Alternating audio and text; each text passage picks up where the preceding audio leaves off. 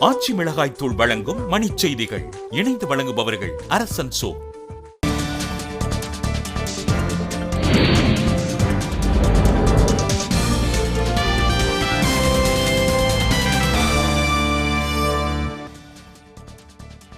ஆகம விதிகளுக்கு உட்பட்டே இந்து கோவில்களில் அர்ச்சகர்களை நியமிக்க வேண்டும் என உச்சநீதிமன்றம் தீர்ப்பு.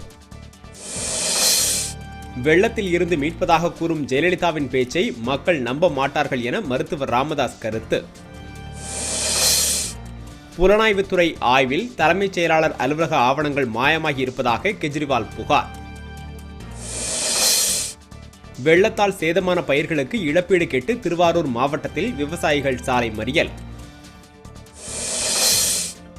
சர்ச்சை பாடலுக்கு கண்டனம். மயிலாடுதுறை அருகே சிலம்பரசன், அனிருத் உருவப்படங்கள் எரிப்பு.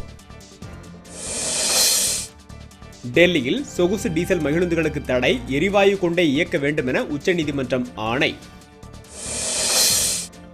அருணாச்சல பிரதேச மாநில அரசுடன் ஆளுநர் மோதல். குடியரசுத் தலைவரிடம் முறையிட காங்கிரஸ் முடிவு.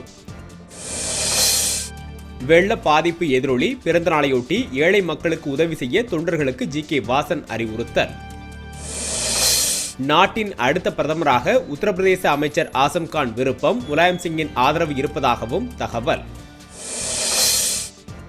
தங்கம் விலையில் 24 ரூபாய் உயர்வு. ஒரு பொன் 19,168 ரூபாய்க்கு விற்பனை. ஆச்சி மிளகாய் தூள் வழங்கிய மணிச் செய்திகள். இணைந்து வழங்கியவர்கள் அரசன் சோ.